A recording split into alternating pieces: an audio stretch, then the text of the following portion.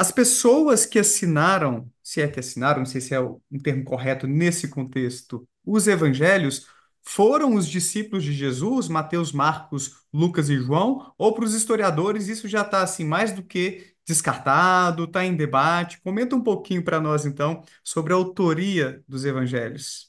Para a maioria esmagadora dos historiadores hoje, os evangelhos não foram escritos pelas figuras aos quais eles são atribuídos, né? Então, e acontece o seguinte: os manuscritos mais antigos que a gente tem dos evangelhos, e que tem a parte do título, porque tem isso, né? Os manuscritos mais antigos que a gente tem dos evangelhos são parciais. Então, é um rasgadinho de um pedaço do capítulo 18 de João, como eu disse.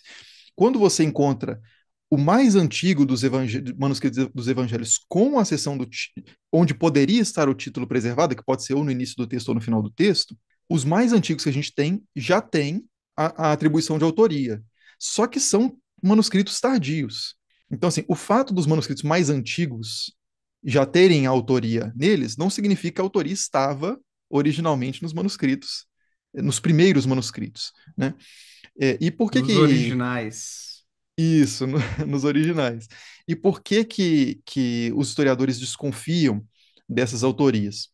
Esse é um debate complicado pelo seguinte: primeiro, um argumento frequente é o seguinte, que no corpo do texto os nomes não aparecem. O único que há uma sugestão mesmo de autoria é o Evangelho de João.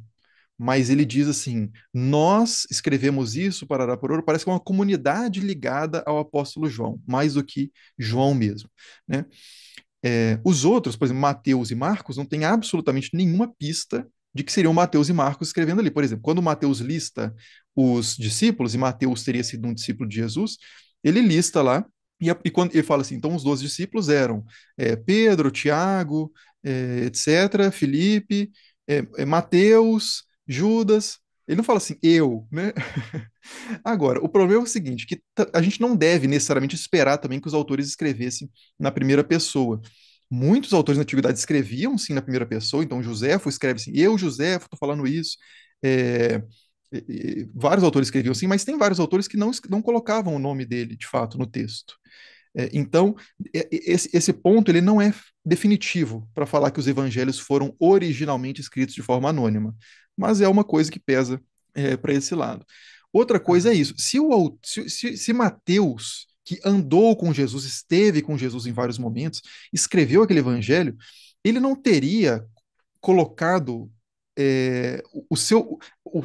Essa situação como algo para reforçar a autoridade do que ele está querendo dizer, ele está escrevendo um texto que ele quer que as pessoas acreditem naquele texto. Está escrevendo por escrever. Ele quer que as pessoas confiem no que ele está informando.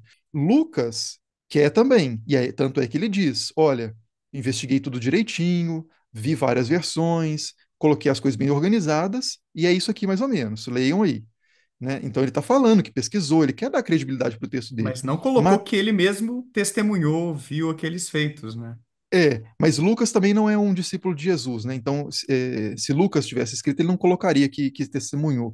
Mas no caso de Mateus, que seria um discípulo de Jesus, ele poderia colocar começar o evangelho dele dizendo assim: eu, Mateus, fui discípulo de Jesus, caminhei com Jesus, nessa situação eu mesmo testemunhei que tal coisa. Seria algo muito positivo para a credibilidade do texto, né?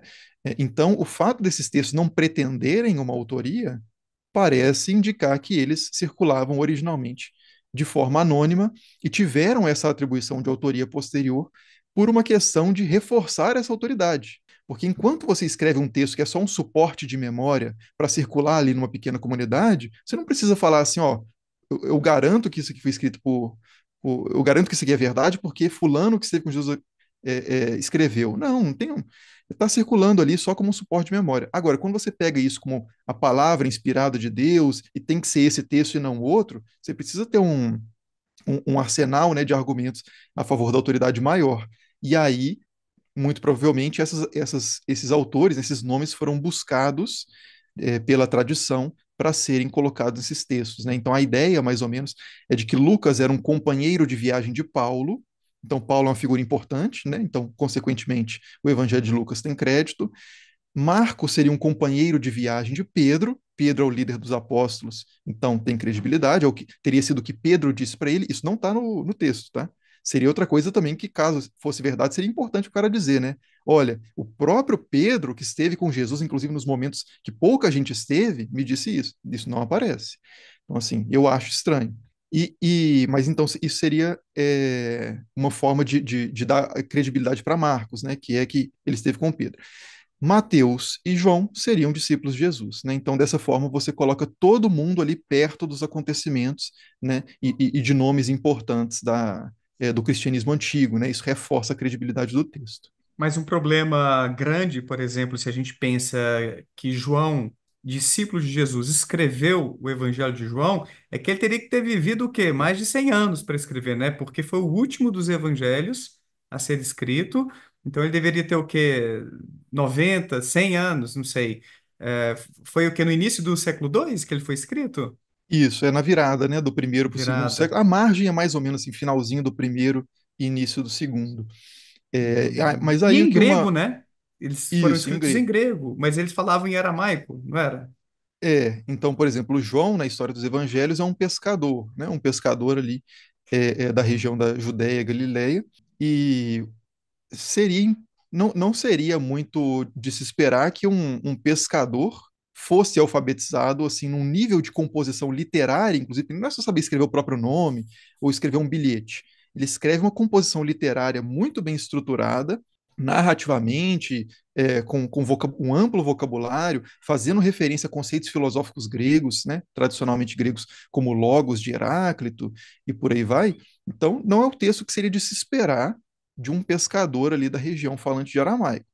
É impossível que ele tenha escrito? Bom, sei lá, ele pode ter, depois dos tempos de Jesus, começado a participar de círculos mais intelectualizados, aprendeu o grego, treinou aqui e ali, literatura. Não é impossível. Mas, assim, é mais improvável, eu diria, do que provável. Tá, entendi. Então, assim, não é que essa questão esteja totalmente fechada, mas é improvável. Você não vai encontrar muitos historiadores defendendo a autoria dos evangelhos por parte de discípulos e de pessoas tão próximas assim a Jesus, em função desses apontamentos todos que você fez, né, Henrique? Que a gente tem que Isso. considerar, então. Agora, Paulo já dá para a gente confiar.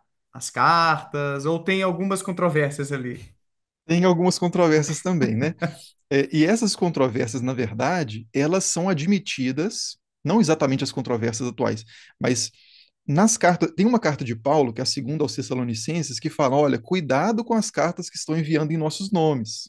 Então, assim, o próprio texto testemunha essa dinâmica, né, essa realidade ali, de que havia cartas pseudoepigráficas, né, ou seja, atribuídas a pessoas que não as escreveram de fato. Então, assim, isso era uma prática naquela época, e isso o próprio texto diz, né? Será que alguma das cartas de Paulo que chegaram para nós não são uma dessas, das tais falsas cartas que estão escrevendo em nosso nome?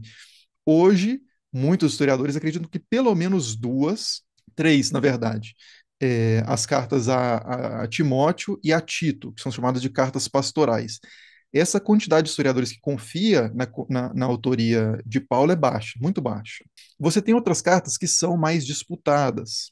E você tem algumas cartas que são. A maioria dos historiadores concorda que foi de fato Paulo que escreveu. Então, por exemplo, Romanos mesmo, a primeira aos Tessalonicenses. Tem algumas cartas que são colocadas na conta de Paulo, mesmo com muita segurança, outras média segurança e outras muito pouca segurança. Então é aquilo, né? Como eu disse, em história, principalmente história antiga, a gente sempre trabalha com incertezas e a gente vai chegando a certos posicionamentos a partir de critérios vários, né? Mas hoje o consenso acadêmico é que a gente tem aí 7 cartas confiáveis de Paulo, 3 disputadas e 3 consideradas espúrias, né? Falsas, que seriam essas chamadas cartas pastorais. E aí, bom ou não, aqui é o Daniel Gontijo, espero que você tenha curtido esse corte. Clica aqui para ver a live completa lá no meu canal principal e para ver mais vídeos nessa pegada, não deixa de se inscrever por lá e por aqui também. Um abraço, tchau!